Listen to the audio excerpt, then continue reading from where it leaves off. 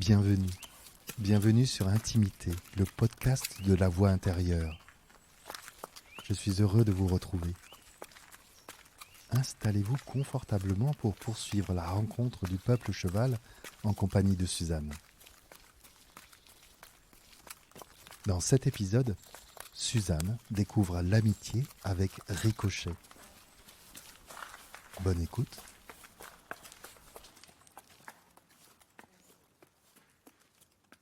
Aujourd'hui, Martine me dit « Je voudrais te faire travailler avec un poney et ce poney s'appelle Ricochet. » Les poneys, ce qu'on m'en a raconté, c'est que c'est de la petite taille, mais c'est de la densité. C'est du concentré de personnalité, c'est du caractère trempé, avec des tempéraments fantasques, malicieux, têtus. Et je comprends que rencontrer un poney, c'est quelque chose. Mais j'ai envie, j'ai confiance. Martine sait parfaitement où j'en suis, puis elle connaît son troupeau, chacun de ses membres. Et moi, depuis ma rencontre avec Harmonio, j'ai plus peur des chevaux. Je sais que ce qui se joue quand je rencontre un cheval, c'est tout sauf un rapport de force. C'est le dialogue des êtres. Alors on récupère le harnais et la longe de Ricochet, on va vers les quais jardins, et là Martine me dit « C'est formidable, Ricochet est juste là. » Encore une fois, m'attend le cheval que j'ai m'a choisi. Alors Ricochet, moi, j'aurais jamais cru que c'était un poney, moi, la grande spécialiste des équidés. Mais pour moi, les poneys, c'était vraiment associé aux poneys de Shetland. Il y en a quelques-uns d'ailleurs dans le troupeau et ils m'arrivent à la hanche. Alors que Ricochet, le bas de sa tête m'arrive au niveau des yeux et je fais 1,68 m. Je l'aurais pris pour un petit cheval. Et tout comme Sioran, tout comme Harmonio, il est blanc. Parce que Sioran et Harmonio, je les ai écrits gris. Mais je crois que c'est le voile de la trouille qui me les avait grisés parce que ce sont deux très beaux chevaux blancs à la crinière blanche. Et Ricochet est un poney au pelage blanc et à la crinière blanche.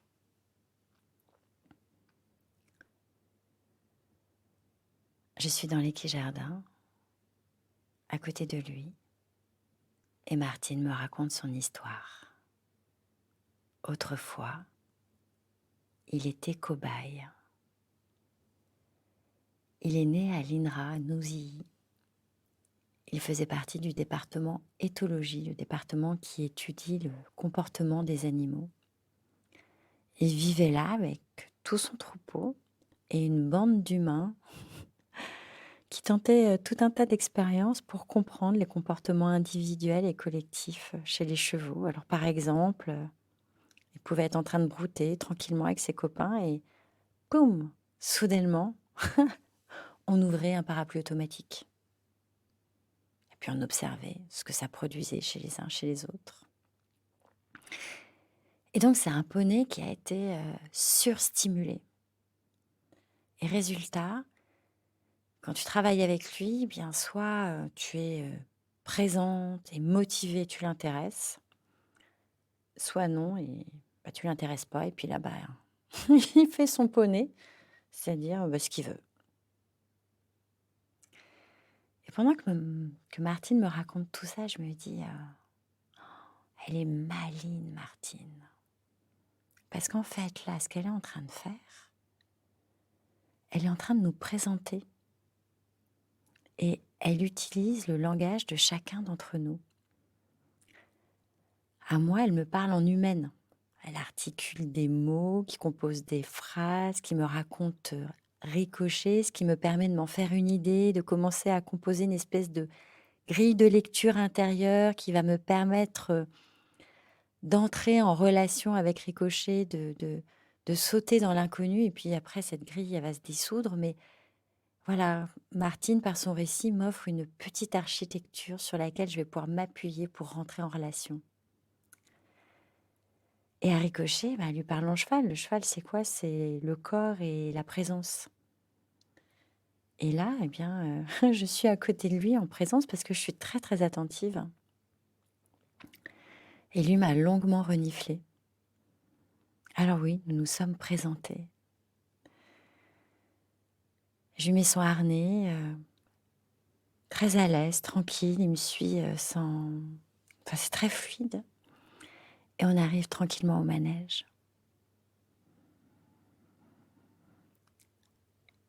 Et il y a cet instant que j'aime particulièrement. Cet instant où je lui retire son harnais, où je le dévais. Et quand je lui ôte le harnais, j'ai l'impression de lui ôter un carcan. Et quand je lui ôte ce carcan, j'ai l'impression que je me libère moi aussi.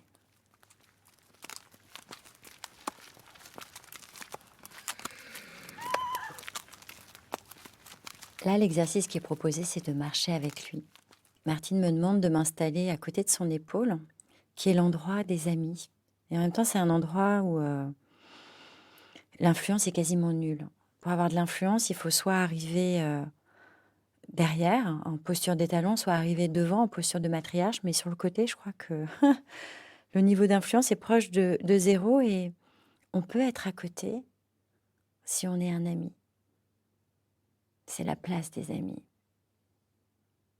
Alors je me positionne au niveau de son épaule, je cherche la distance qui est juste pour moi sur le plan psychologique, émotionnel, physique. Martine invite Ricochet à se mettre en mouvement, il avance, et elle me demande de rester au niveau de son épaule, mais en regardant devant moi, pas en regardant mes pieds, pas en le regardant lui, pas en jetant des coups d'œil pour m'assurer que je suis bien au niveau de son épaule, non. Elle me demande d'avancer à côté de lui, le regard tendu vers l'horizon. Et ça me demande immédiatement une grande concentration. Ça me demande d'entrer en moi pour rester à la juste distance par rapport à Ricochet, mais aussi pour me mettre à son diapason, à son rythme, pour rester au niveau de son épaule, même s'il bifurque, même si des fois quand il tourne c'est un petit peu plus serré que je dois négocier. Comment je fais sans le regarder pour être toujours ajusté. Et c'est un délice. C'est comme une méditation, je m'abandonne au rythme de Ricochet, je laisse Ricochet me porter. Et je sens que petit à petit, Ricochet s'abandonne à mon rythme. Nous nous abandonnons. Nous marchons au pas. Et je découvrirai plus tard que c'est un effort de Ricochet que de marcher au pas. En fait, les chevaux, soit ils sont calmes et ils sont posés, ils ne bougent pas. Soit il y a une nécessité, et là c'est plutôt le trot ou le galop. Mais le pas, c'est... Ils sont dans des prairies, ils baissent la tête, ils broutent. Donc le pas, c'est oui, quelques pas pour aller rejoindre un ami, mais ce n'est pas marcher au pas pendant de longues minutes. Et là, j'ai envie de rendre hommage à une jeune femme qui s'appelle Clémentine. Clémentine, elle travaille avec Mireille et Martine, elle enseigne l'équitation librement consentie. Mais elle enseigne aussi aux chevaux à comprendre les humains. Parce que nous, quand on arrive auprès d'eux, on est mal dégrossi, on ne connaît pas leur langue, on balbutie. Enfin, typiquement, moi, quand je fais un geste, je baragouine cheval. Et grâce à Clémentine, bah, les chevaux arrivent à décrypter, ils arrivent à décoder ce que je veux leur dire. Et puis aussi, elle leur apprend des choses comme Quand tu te promènes avec un humain à côté de toi, faut marcher parce que si tu trottes, ils tiennent pas la route, les humains. Et, et moi, ça me touche. Ça me touche de savoir qu'il y a tout ce savoir justement dans Ricochet, dans tous ces chevaux, et qui s'ajustent. Ça veut dire qu'ils viennent à notre rencontre, qu'ils font des efforts, et ils sont d'une patience infinie. Et des fois, je me demande si toute la création n'est pas d'une patience infinie avec nous, et à faire des efforts et à tenter cette rencontre, tenter ce dialogue pour qu'on se parle, pour qu'on construise ensemble, pour qu'on se rencontre.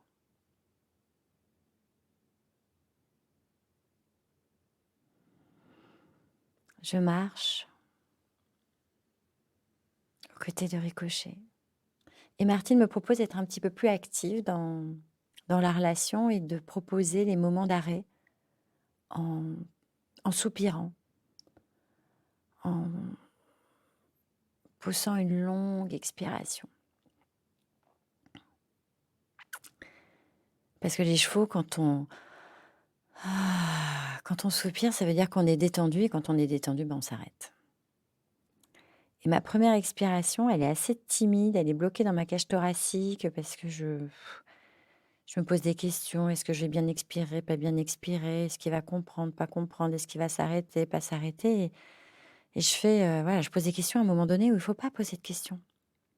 Et du coup, le résultat, Ricochet ralentit, s'arrête une fraction de seconde et repart. Alors Martine me dit de soupirer, mais depuis le fond de mon ventre. Et moi, quand je veux contacter le fond de mon ventre, je contacte mes ovaires. J'ai pas de couilles, hein, mais j'ai des ovaires qui m'arrivent des fois de poser sur la table quand il le faut.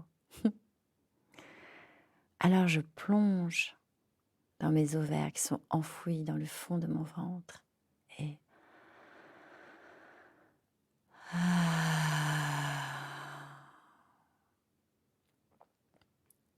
Ricochet s'arrête. Martine nous remet en mouvement.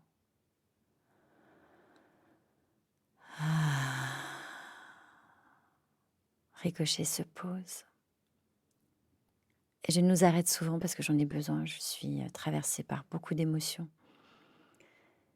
C'est complètement fou d'être autant au diapason d'un être sans se toucher, sans se regarder, sans se parler. Et je peux percevoir à ce moment-là que ça nous dépasse tous les deux et qu'il y a moyen de cette façon-là, sans se toucher, sans se regarder, sans se parler, d'être en lien avec l'intégralité du monde.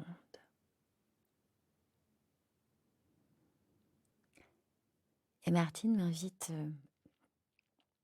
à être encore plus active dans la relation et d'être aussi celle qui initie le mouvement. Et pour ça, je dois tendre mon bras, le bras qui est du côté du poney vers moi, le tendre devant et venir l'habiter, l'investir d'un mouvement. Parce que les chevaux, quand ils veulent se mettre en route, eh bien, ils tendent leur cou et ils investissent vraiment tout leur cou et tout leur corps va vers cette tension du cou et ça crée le mouvement. Et je tends le bras, je l'habite de tout mon mouvement et Ricochet se met en route. Nous sommes au diapason. Je marche, Ricochet marche. Je m'arrête, il s'arrête. Je le gratte, il me gratte. Son museau délicatement sur mon ventre. Et quand il fait ça, j'ai l'impression qu'il me dit « Je suis là ».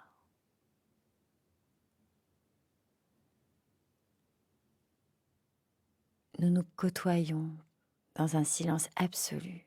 Et je plonge au cœur de mon silence, mais un silence rempli de liens, habité de présence, moi, Ricochet, le monde.